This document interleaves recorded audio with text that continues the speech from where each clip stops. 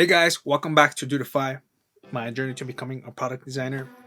So I finished my what is it? Did I finish? Oh yeah, those 5 units that I finished that I was saying that I was gonna finish.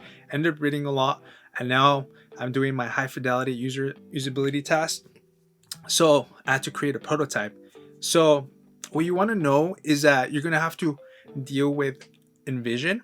So you're gonna have to practice in Invision, and then following that, you're gonna have to do your prototypes, like the entire red routes that you're gonna have to do. So there's 3 ways that you could actually do the prototype, and I'll show you right now. So let's head to the computer, and I'll show you the 3 methods that you could actually do your prototype in, and which one's the easiest and which one's the hardest and which ones that you should avoid doing, because if you avoid doing it you save a lot of time and it's much of a less hassle. So let's get onto the computer. So let's go. So so here, let's go with an Envision first. So Envision is the first option. So you're gonna have to deal with Envision in the first place. You're gonna have to mess around with it, as with any other program that you would work on. Mess around with it, try to see if it's meant for you or not. It's a free program that you could download online in the Envision website. And once you download it, you install it, and then you sign up, and then you basically have it for free. And then you could import your sketch files in here and open it up. So the bad thing is that it's really hard to revert that. You can't really open up um, the Envision file back to Sketch. I tried, but I couldn't. So this is one of the ways that you could do a prototype. So here's a demonstration of it. Um, it's, so like search for foods, organic, then search, and then you have the search results. And I didn't really do my prototype here, so it's not really complete here.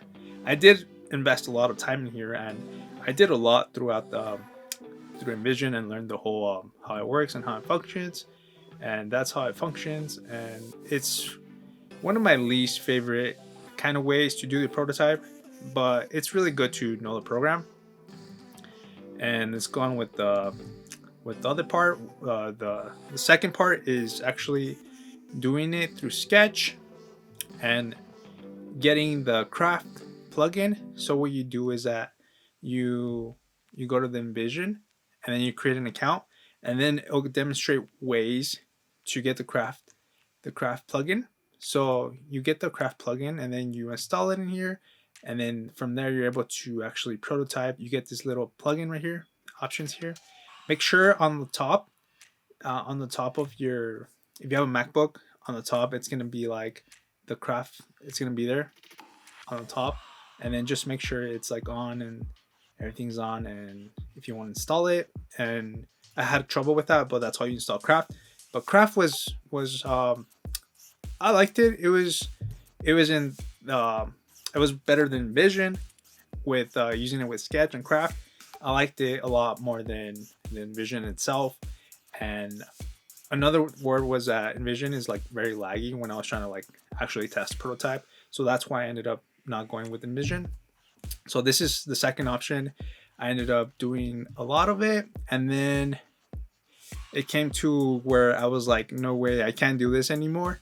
And I ended up trying to find an alternative for this, because the functionality that I was searching for, that I was trying to do, I couldn't, because you can only link like one specific object, or part of an item here on the layout. You can only direct it to only one place. And I was trying to do one thing, do multiple things at the same time, like be able to swipe left, swipe right, and be able to do multiple things, and I couldn't do that. So the third option, this is the second option with Sketch with Craft, and the third option is actually doing it in the actual Envision website. So you make an account, you create an account, and I think it's the most easiest actually, and the most convenient and best for testing users and prototyping. I think that's my opinion out of these three.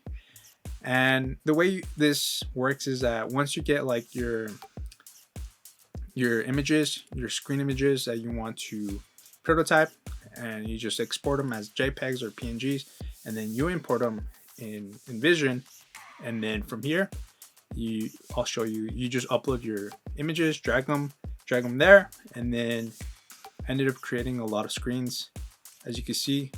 So like this is my first screen, my initial screen. I'll show you. So that's my initial screen. This is how it's gonna look. And if a user wants to, if I want to test a user throughout this Invision, this is how it'll look on them. It'll look through on desktop. It's not gonna look like this on mobile. Just letting you know, because it's gonna look like in a browser, unless you're testing it from your own phone. Then if you're testing it from your own phone, it's gonna look exactly like that, like just a phone with the actual image, not like the whole thing that you see right now. But anyways, yeah, it's pretty neat. I liked it, and there's multiple ways that you could do in this option in the screens. Is that play mode? It's already in play mode automatically, so you could actually test it right away, and you could actually build from here, build mode and comment mode, in case someone else wants to share a comment there when you're sharing it with someone else in the other team, or someone else that has tested it. And then here you see like all your layouts, your images that you uploaded, and then I could type up like a specific screen that I remember, and then I just get that screen. And then like let's say like I want to direct this get started, I create a rectangle there, click it, and then browse for that specific, and then pick it, and then depending on what trigger I want, either swipe right, tap, double tap, swipe left, swipe down, and then what kind of transition you want, either instant, dissolve, push right, push left, anything. And it's really easy actually. And then you put save. Well, a good thing about this is that it saves you a lot of time if you do hotspots. So if you do a hotspot, you could actually create it in one layout. Like let's say bottom navigation. Watch, let's get on with it. I'll show you right now. Let's go to play mode. I'll skip it. So this is the bottom navigation. You could do a hotspot there where you create like one hotspot there. You create one link here. I'll go to build mode. So I create one for search, one for favorites, and then I use it a hotspot. And then what you want to do is that you want to apply that hotspot. So like I put hotspot as apply to multiple screens at the same time. So once you do that, you apply it to multiple screens, and then you just click on all the screens that you want it on, and then it just gives you a check mark. And it's super easy, super fast. You could like do it quick with doing a lot of hotspots if your layout needs it. And yeah, that's basically it. Oh, and a way to integrate that hotspot is through, you just click on the link and then include hotspot in template, and then you include which hotspot you want, and you put create. And yeah, that's basically it. So this is my overall prototype. It did take a while because it had a lot of pages, and I had to create multiple pages for it to function more properly with more extra screens.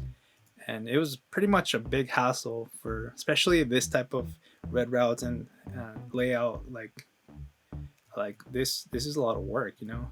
And then I ended up creating specific products, specific descriptions for each, for like the top 3 products for users to be able to click on that, and then they're able to like, oh, I also provided like a, what is it, like a swipe left and a swipe right. So this is a loading screen. So the bad thing is that the timer doesn't work on the Invision app, so you gotta like go back into this and make sure that your Invision app is working in case you want to use an Invision app as your prototype. It's really neat because it's full screen. If you use the app, Invision app, it's full screen. Your prototype is full screen, so it's really, really perfect as an actual app because it looks exactly like an actual app. And yeah, I would recommend to test your Invision app, test your multiple times, test to see if it's working before you actually go and test out your users. because it'll be really hard if they do get stuck and they don't find a way to get out of it. So I'll briefly show you quick interactions of a prototype. It's pretty neat. Watch. So you can filter from here. So like a person would go to organic banana, search on organic banana, the loading screen, then the gesture overview, and then they just given a overview of what they could do with the layout, and then tap to exit, and then they can like swipe right, swipe left, swipe left, and then they can actually click on these, and then these are interactive. Heart. Let's see some screens, like some screens I forget to like include something. Some screens I forget to include the interactivity, and it just messes up everything. Like this one, like, see, so that's why you have to make sure that everything follows through. So in the end, I ended up making this route very short to get started, and then just asking just a couple questions. What is your gender? And then on average day, how active are you?